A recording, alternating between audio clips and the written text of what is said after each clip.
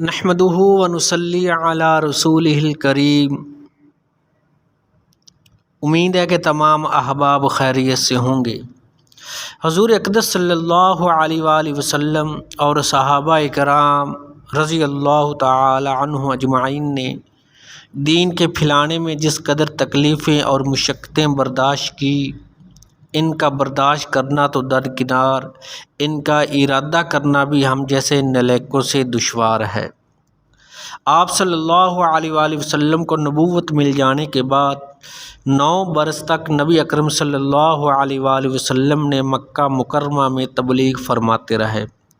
اور قوم کی ہدایت اور اصلاح کی کوشش فرماتے رہے، لیکن تھوڑی سی جماعت کی سوا جو مسلمان ہو گئی تھی اور تھوڑے سے ایسے لوگوں کے علاوہ جو باوجود مسلمان نہ ہونے کے آپ کی مدد کرتے تھے، اکثر کفار مکہ آپ کو اور آپ کے صحابہ کو ہر طرح کی تکلیفیں پہنچانے کی کوشش میں تھے، مذاق اڑاتے تھے اور جو ہو سکتا تھا اس سے درگزر نہ کرتے۔ حضور انور صلی اللہ علیہ وآلہ وسلم کے چچا ابو طالب بھی انہی نیک دل لوگوں میں تھے جو باوجود مسلمان نہ ہونے کے حضور صلی اللہ علیہ وآلہ وسلم کی ہر قسم کی مدد فرماتے تھے۔ 10ویں سال میں جب حضرت ابو طالب کا بھی انتقال ہو گیا تو کافروں کو اور بھی ہر طرح کھلے مہار اسلام سے روکنے اور مسلمانوں کو تکلیف پہنچانے کا موقع ملا۔ حضور انور صلی اللہ علیہ وآلہ وسلم نے اس خیال سے طائف تشریف لے گئے، وہاں قبیلہ ثقیف کی بڑی جماعت ہے، اگر وہ قبیلہ مسلمان ہو جائے تو مسلمانوں کو ان تکلیفوں سے نجات ملے اور دین کے پھیلنے کی بنیاد پڑ جائے۔ وہاں پہنچ کر قبیلہ کے 3 سرداروں سے جو بڑے درجے کے سمجھے جاتے تھے گفتگو فرمائی اور اللہ کے دین کی طرف بلایا اور اللہ کے رسول یعنی اپنی مدد کی طرف متوجہ کیا، مگر ان لوگوں نے بجائے اس کے کہ دین کی بات کو قبول کرتے یا کم از کم عرب کی مشہور مہمان نوازی کے لحاظ سے ایک مہمان کی خاطر تواضع کرتے، صاف جواب دے دیا اور نہایت ہی بے رخی بد اخلاقی سے پیش آئے۔ ان لوگوں نے یہ بھی گوارا نہ کیا کہ آپ یہاں قیام فرما لیں۔ جن لوگوں کو سردار سمجھ کر بات کی تھی وہ شریف ہوں گے اور مہذب گفتگو کریں گے۔ ان میں سے ایک شخص بولا، آپ ہی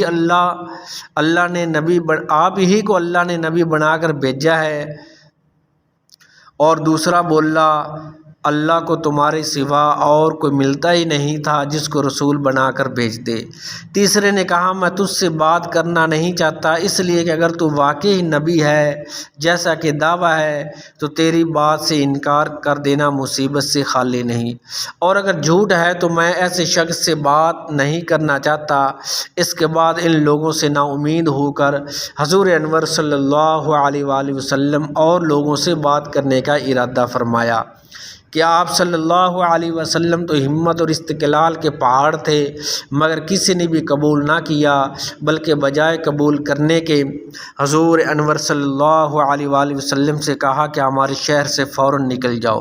اور جہاں تمہاری چاہت کی جگہ ہو وہاں چلے جاؤ۔ حضور انور صلی اللہ علیہ وآلہ وسلم جب ان سے بالکل مایوس ہو کر واپس ہونے لگے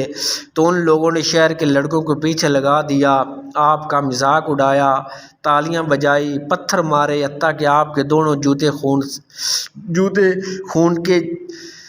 رنگین ہو گئے۔ حضور انور صلی اللہ علیہ وآلہ وسلم اسی حالت میں واپس ہوئے۔ جب راستہ میں ایک جگہ ان شریروں سے اطمینان ہوا تو حضور انور صلی اللہ علیہ وآلہ وسلم نے دعا مانگی،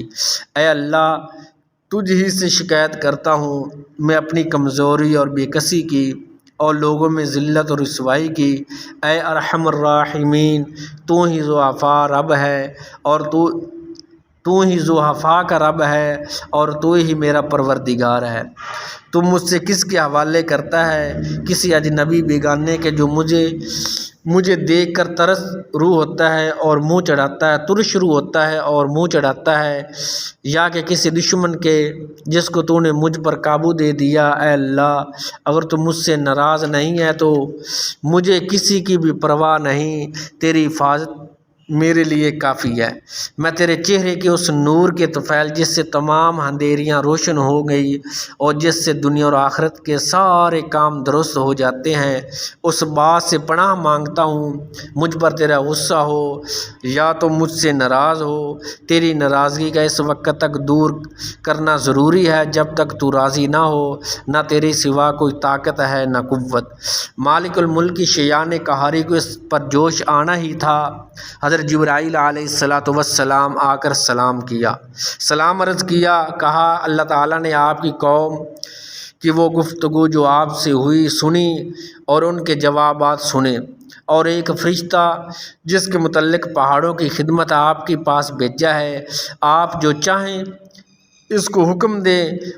اس کے بعد فرشتے نے سلام کیا، عرض کیا کہ جو ارشاد ہو اس کی تعمیل کروں، اگر ارشاد ہو تو دونوں جانب پہاڑوں کو ملا دوں جس سے یہ درمیان میں کچل جائیں، یا جو سزا آپ تجوید فرمائیں۔ حضور اکرم صلی اللہ علیہ وآلہ وسلم رحیم و کریم ذات نے جواب دیا،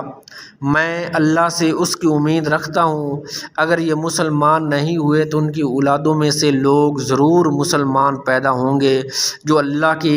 عبادت کریں گے، اللہ کو خدا مانیں گے۔ یہی ہے اخلاق اس کریم ذات کے جس کے ہم نام لیوا ہیں۔ ہم ذرا سی تکلیف سے، کسی کی معمولی سی گالی دینے سے ایسے بھڑک جاتے ہیں،